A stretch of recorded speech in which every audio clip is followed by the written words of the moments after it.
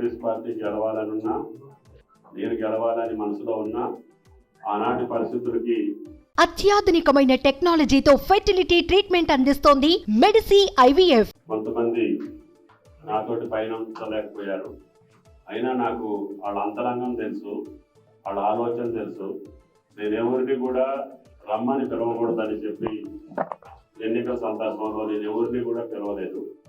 ఎందుకంటే నా గురించి మీ అందరికీ తెలుసు కాబట్టి ఆ పార్టీలో కూడా మీ అందరినీ గెలిపించేటటువంటి బాధ్యతను ఆ రోజులో కూడా తీసుకున్నాము. ఆ టర్మ్లో కూడా ఖమ్మం యొక్క అభివృద్ధి మీ కళ్ళారా చూశారు.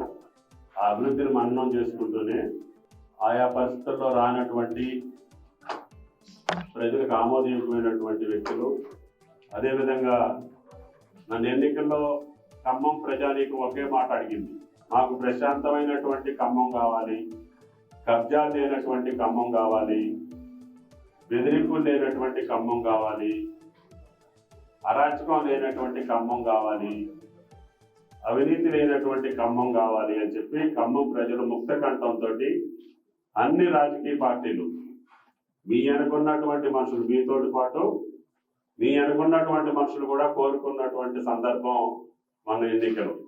దానివల్ల సోనియా గాంధీ గారు ఇచ్చినటువంటి మాట, రాహుల్ గాంధీ గారి దేశానికి రాజకీయ అవసరం, అదేవిధంగా కాంగ్రెస్ పార్టీ ఈ రాష్ట్రంలో గెలవాల్సినటువంటి అవసరం. ముఖ్యంగా గత 5 సంవత్సరాల్లో ఈ రాష్ట్రంలో అన్ని వ్యవస్థలను కూడా విచ్ఛిన్నం చేసి చిన్నాభిన్నమై పరిపాలన లేకుండా కేవలం స్వార్థం కోసం, స్వలాభం కోసం, సొంతం కోసమే రాజకీయాలు నడిపినటువంటి పద్ధతిని వ్యతిరేకించినటువంటి నన్ను కాంగ్రెస్ పార్టీ హక్కును చేర్చుకొని మళ్ళీ నాకు ఈ అవకాశం ఇచ్చారు. ఈ అవకాశం ఇవ్వడానికి నగర పార్టీ అధ్యక్షులుగా జావేద్ గారు, జిల్లా పార్టీ అధ్యక్షులుగా ప్రసాద్ గారు, అదేవిధంగా పెద్దలు భట్టి గారు, ముఖ్యంగా పిసిసి అధ్యక్షులు నేటి ముఖ్యమంత్రి రేవంత్ గారు, అదేవిధంగా కేంద్ర నాయకత్వం కూడా రాహుల్ గాంధీ గారు స్వయానా పిలిచి మీరు ఖమ్మంలో ఉండాలి అని చెప్పి పార్టీ నిర్ణయానికి అనుగుణంగానే నన్ను మీరందరూ కూడా, ముఖ్యంగా కాంగ్రెస్ పార్టీ కార్యకర్తలు కావచ్చు, ఇక్కడ నన్ను గెలిపించాలనుకునేటటువంటి కార్యకర్తలు ఎంతో పట్టుదలతోటి, కసితోటి, ఆనాడు ఎవరైనా బెదిరించినా కూడా బెదరకుండా, అదిరించినా కూడా అదరకుండా నిలబడి ఎన్నికలు జరిపారు. వాళ్ళందరికీ కూడా నేను కృతజ్ఞుడిగా ఉంటాను. ఇప్పుడు కూడా మీ డివిజన్లో ఉన్నటువంటి మొన్న కాంగ్రెస్కి పనిచేసినటువంటి కార్యకర్తలందరినీ కూడా మీరు కలుపుకెళ్లాల్సినటువంటి అవసరం ఉంది. తద్వారా కార్పొరేటర్గా మీ గౌరవం, కాంగ్రెస్ పార్టీ గెలవటం కోసం పనిచేసినటువంటి ఆడ యొక్క గౌరవం, మర్యాద నేను తప్పకుండా చూడాల్సినటువంటి బాధ్యత పార్టీ మీద ఉంటుంది.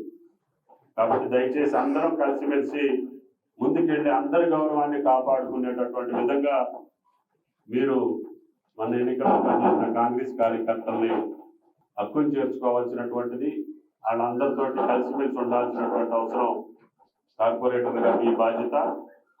భవిష్యత్తులో ఈ ఖమ్మం అభివృద్ధితో పాటు, రాజకీయ అవసరాలతో పాటు అందరినీ కలుపుకొని వెళ్లాల్సినటువంటి బాధ్యత జిల్లా పార్టీ అధ్యక్షులు, నగర పార్టీ అధ్యక్షులు చూసుకుంటారు. ప్రభుత్వంలో ఏది అవసరం ఉన్నా మీ మనిషిగా నేను పనిచేస్తానని, మళ్ళీ ఖమ్మం యొక్క గౌరవాన్ని, మర్యాదని, కీర్తిని, ప్రతిష్టని, అభివృద్ధిని తప్పకుండా తెలంగాణ రాష్ట్రంలో అన్ని రంగాల్లో మనం ముందుండేటట్టుగా మీ అందరి యొక్క సహాయ సహకారాలతోటి నేను ముందుకెళ్తానని చెప్పి విజ్ఞప్తి చేస్తూ మిమ్మల్ని కాంగ్రెస్ పార్టీలోకి స్వాగతిస్తూ అందరూ కలిసిమెలిసి ముందుకెళ్లాలని చెప్పి కోరుకుంటూ సెలవు. Thank you. ప్రసాద్ గారికి, నగర అధ్యక్షులు జావేద్ గారికి మరియు నాతోటి కార్పొరేటర్లకి అందరికీ నమస్కారం.